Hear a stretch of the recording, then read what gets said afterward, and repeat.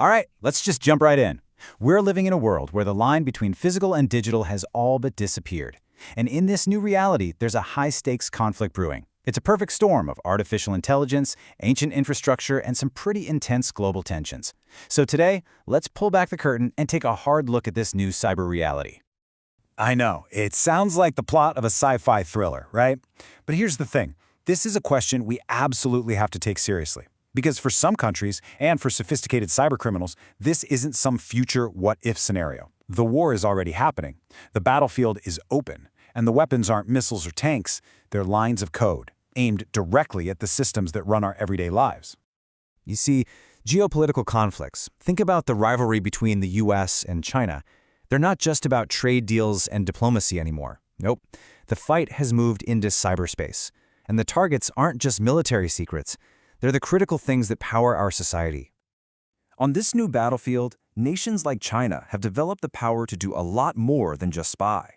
They can actually get inside the systems controlling our power grids, our water supplies, our hospitals. The goal has shifted. It's not just about stealing information. It's about having the ability to paralyze an entire nation with the flip of a switch. And this quote, wow, it perfectly captures this terrifying strategy that people call the red button concept. Attackers break into a network, and then they just wait. They lie dormant, sometimes for years, learning the systems, mapping everything out, just waiting for the most strategic moment to cause the most chaos. It's patient, it's calculated, and it is brutally effective. So you might be asking, how is this even possible? Why are we so vulnerable? Well, the uncomfortable truth is that the digital foundation that everything is built on, it's a lot more fragile than you'd think. Let's go ahead and explore some of the cracks in the armor that attackers are just dying to exploit. The first, and maybe the biggest crack in our defense isn't a piece of software. It's a people problem. Just look at this number. Over 500,000. That's how many cybersecurity jobs are sitting empty right now in North America alone. Think about that. We are in a 24/7 digital war, and we are short 500,000 soldiers on the front lines. And think about this. A lot of our core systems, like the power grid, were designed and built decades ago, long before anyone was even thinking about connecting them to the internet. So now we've got these ancient systems, often without even the most basic security we take for granted, kind of duct taped to our modern networks. It's created this dangerous, messy patchwork of vulnerabilities. And if you want a perfect, real-world example of how easy this can be, get this. A security expert, during a test, walked into a hospital emergency room, unplugged a network printer from the wall jack, and plugged in his laptop. Boom! In minutes, he was inside their entire network. It's just a crazy reminder that the weakest link isn't always some super complex code. Sometimes it's the printer you walk past every day without a second thought. Okay, so on top of all these existing problems, let's add a massive new game changer to the mix: artificial intelligence. Because in this new cyber reality, AI is a classic double-edged sword. It's both the most powerful weapon and our most promising shield. On the one hand, as a weapon, AI is putting incredibly sophisticated attack tools into the hands of, well, anyone. For less than $20, you can clone someone's voice. You can create a deepfake video of a job applicant. It's wild. But on the flip side, AI is also powering our best defenses. We're talking about intelligent AI agents that can hunt for threats and fight back at machine speed, way faster than any human could. So why are these AI voice scams, what they call vishing, so darn effective? It really just boils down to psychology.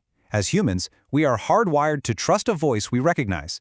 It bypasses our critical thinking. AI exploits that trust. It's cheap, it leaves almost no forensic evidence, and it preys on our deepest emotions, like fear and urgency. You know, that panicked call from a loved one or an urgent demand from your boss.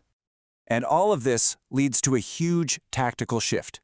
Attackers have realized that with AI, it's way easier to trick a person than it is to break through a firewall. So they're changing their focus.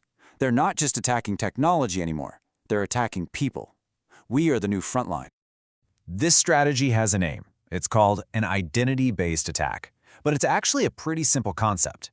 Instead of trying to smash down the castle walls, attackers are now just focused on stealing the keys, your username and password, so they can walk right in the front gate.